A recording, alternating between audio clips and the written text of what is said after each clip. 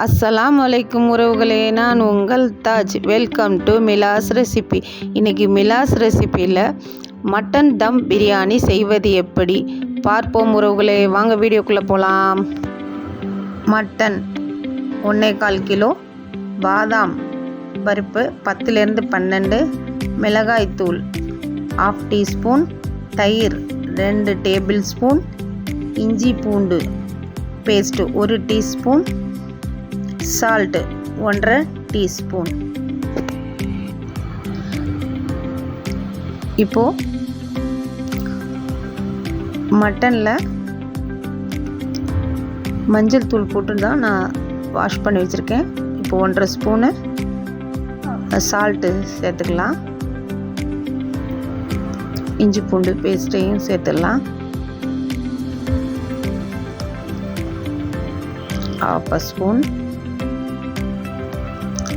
இது சின்ன spoon, 1/2 spoon மிளகா பொடியும் போட்டுக்கலாம். தயிர்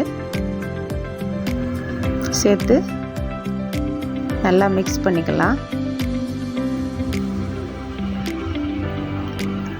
மிக்ஸ் பண்ணிவிட்டு அரைச்சி வச்சுருந்த பாதாமை பருப்பு அதில் விட்டு நல்லா கலந்து ஊற வச்சுக்கலாம்.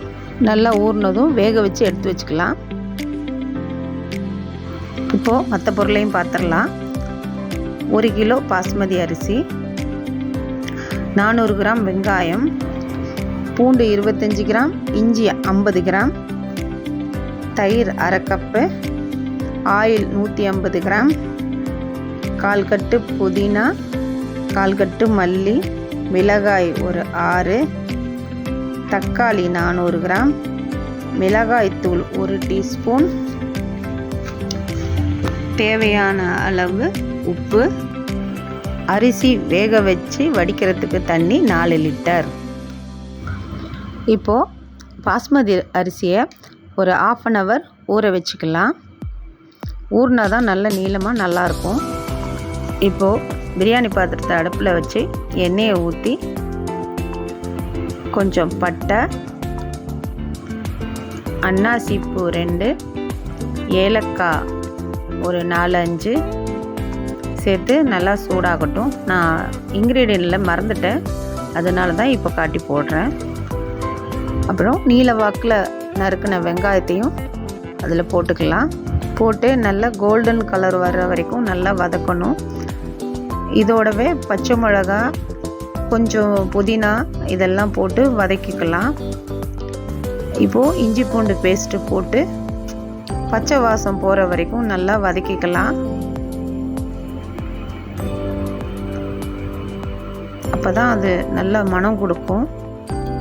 இப்போது மிளகாத்தூள் 1 டீஸ்பூன் சேர்த்துடலாம். நல்லா சேர்த்து வதக்கிக்கலாம். நான் ஒரு 1/4 ஸ்பூன் எக்ஸ்ட்ரா போடுறேன், கொஞ்சம் காரம் தேவைப்படுறது எங்களுக்கு. நீங்கள் வேணுன்னா கம்மி பண்ணிக்கோங்க. எல்லாம் சேர்ந்து வதங்கி வரும்போது தக்காளியை சேர்த்துடலாம். தக்காளியும் நல்லா வதங்கும் போது 3/4 அளவு புதினா மல்லி சேர்த்துடலாம். கொஞ்சம் இருக்கட்டும். நல்லா வதங்கின உடனேயும் தயிரை சேர்த்துடலாம். தயிர் சேர்த்து நல்லா மிக்ஸ் பண்ணிக்கலாம்.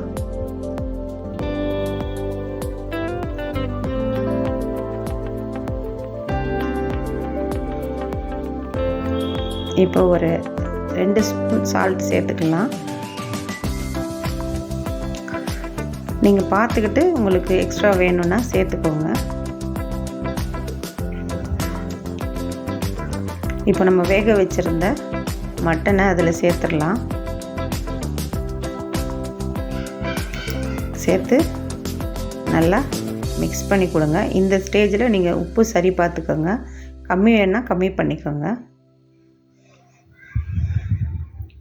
இப்போ தண்ணியை கொதிக்க வச்சிடலாம். கொதித்த உடனேயும் அரிசியை போட்டு ஆஃப் குக்கு, அதாவது பாதி பதம் வந்த உடனே தான் நம்ம வடிக்கணும். அதை நீங்கள் கவனமாக பார்த்துக்கோங்க. ஃபுல் குக் பண்ணால் பிரியாணி நல்லா வராது, குழஞ்சாப்பில் வரும். அதனால் நம்ம பார்த்து கரெக்டாக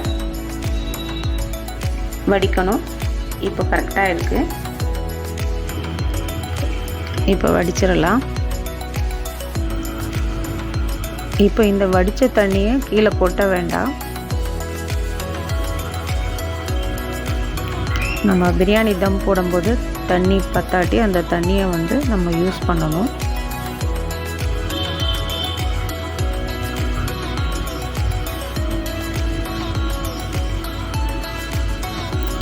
இப்போது சாதத்தை எல்லாம் அந்த பாத்திரத்தில் கொட்டி தம் போட்டுடலாம்.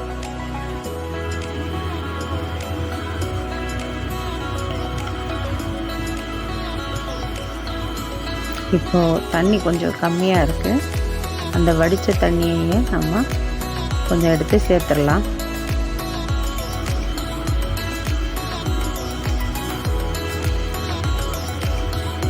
இந்த அளவுக்கு தண்ணி இருந்தால் போதும். சாதம் கீழேயும் மேலே கொஞ்சம் தண்ணி நிற்கணும். இந்த பதம், இந்த அளவு. இப்போ எடுத்து வச்சுருந்த புதினா மல்லியும் போட்டு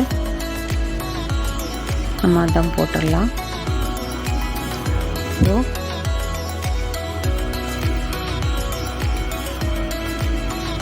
பிரியாணியை வந்து ஓரங்களில் நம்ம சூடு கொடுத்தா தம் பிரியாணி நல்லாயிருக்கும். சுற்றி கொடுத்துட்டு மேலே வெயிட்டு வச்சுட்டு, வடித்த தண்ணி இருந்தால் மேலே வைக்கலாம், இல்லைன்னா ஏதாவது வெயிட்டு வச்சு ஒரு 15 நிமிஷம் சிம்மில் வச்சுட்டு குக் பண்ணணும். அப்புறம் 15 நிமிஷம் கழித்து ஓப்பன் பண்ணால் பிரியாணி ரெடி. நல்லா உதிரியாகவும் ரொம்ப நல்லாவும் இருக்கும். என்ன உறவுகளே, இந்த ரெசிபி பிடிச்சிருந்தா செய்து பார்த்துட்டு கமெண்ட் பண்ணுங்கள், லைக் பண்ணுங்கள், ஷேர் பண்ணுங்கள். அஸ்ஸலாமு அலைக்கும்.